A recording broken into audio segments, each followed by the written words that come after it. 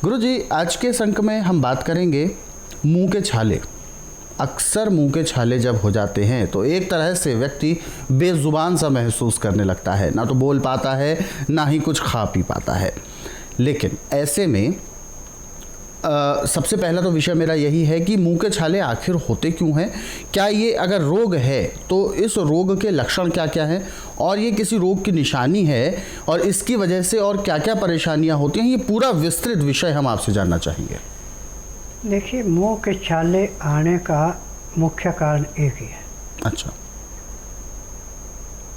आपकी पाचन शक्ति का कमज़ोर हो जाना और पित्ते में तेजाब बढ़ जाना।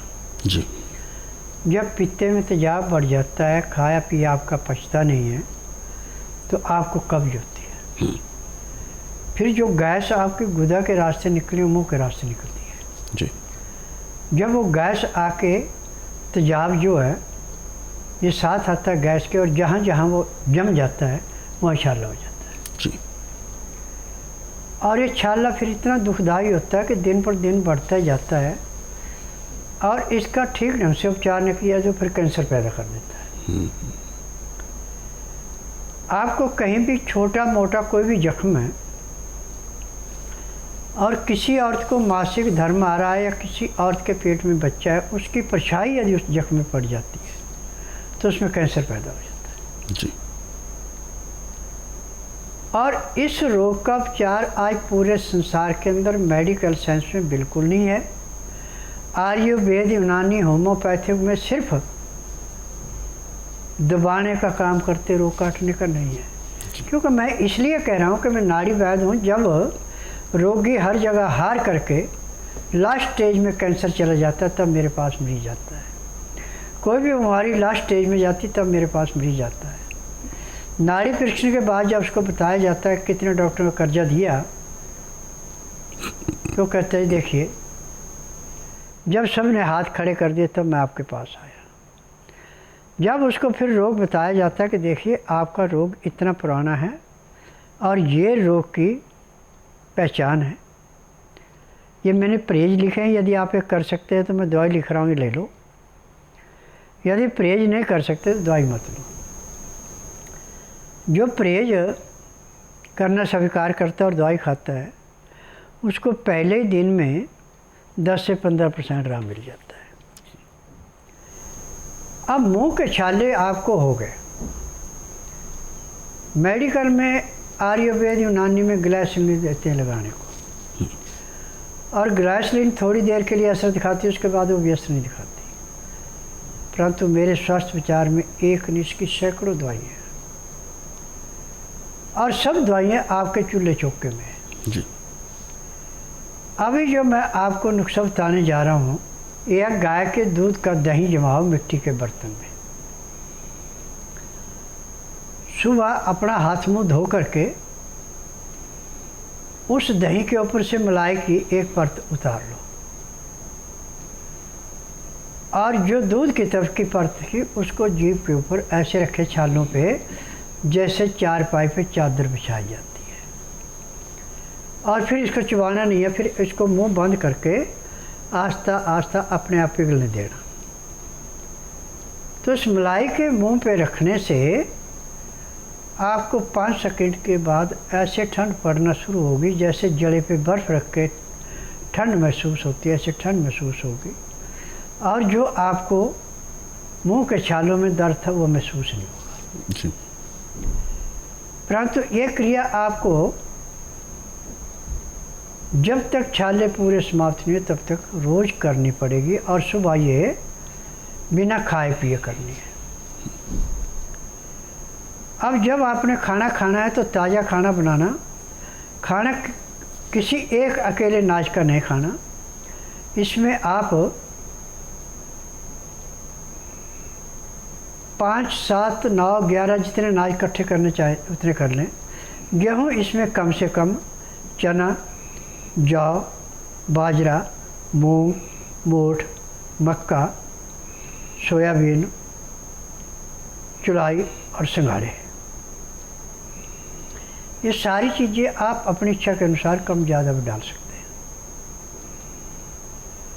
परंतु अजवाइन 50 ग्राम भून करके और तिल 100 ग्राम भून करके इसमें मिला के इस आटे को यदि हाथ से पीसने वाली चक्की है तो सोने पे सुहागा, नहीं तो जो छोटी पावर की चक्की है सिंगल फेस की, उसमें आप आटा पीसें, परंतु आटा जो आपने किलो 1.5 किलो से ज़्यादा नहीं पीसा करना।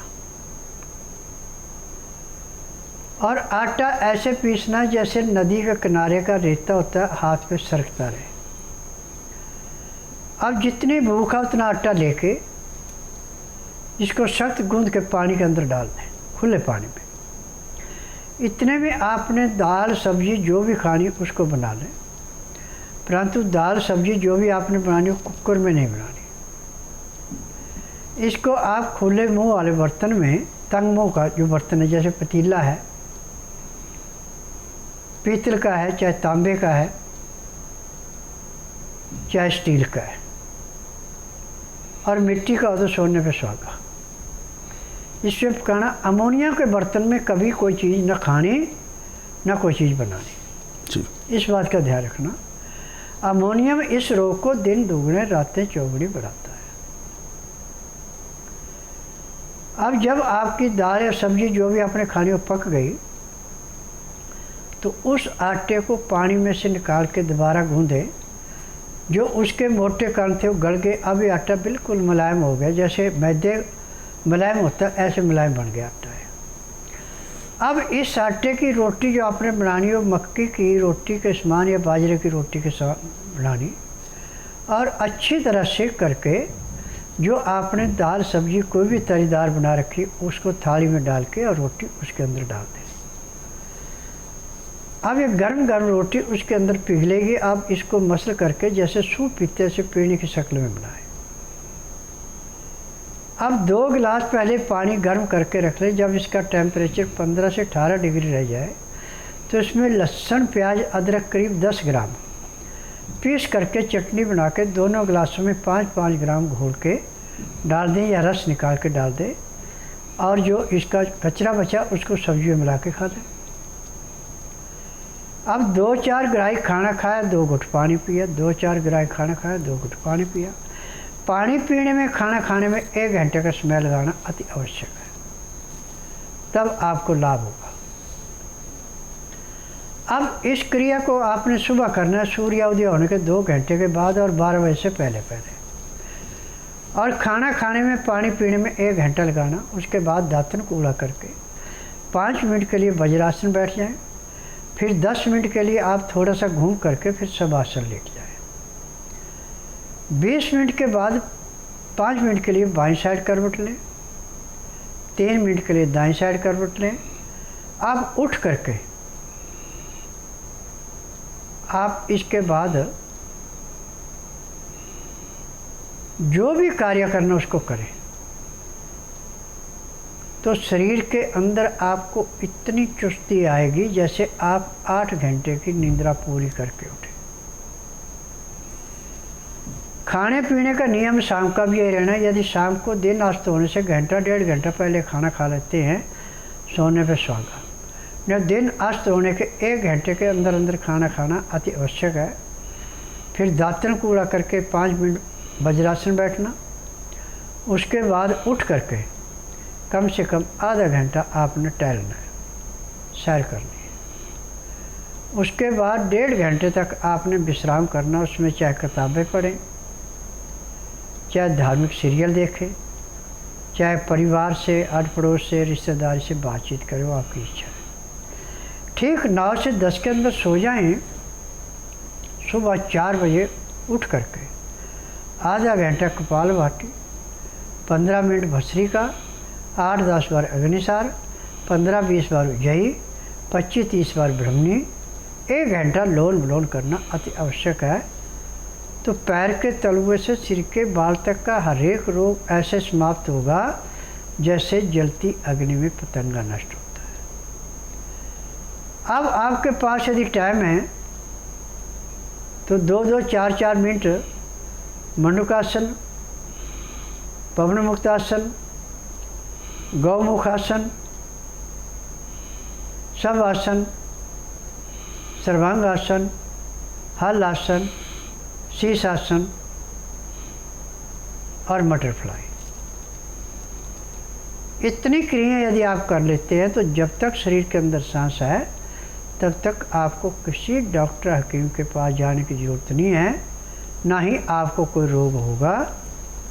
यदि कोई किसी किस्म का रोग आपके शरीर पे प्रवेश होता है तो जब आप इस नियम को अपनाएंगे जो मैंने बताया, तो रोग ऐसे भागेगा जैसे मुंडेर पे बैठे हुए कौवा किसी को झुकते हुए देख के कंकर उठाने से पहले उड़ जाता है, ऐसे रोग समाप्त हो जाए। बिल्कुल।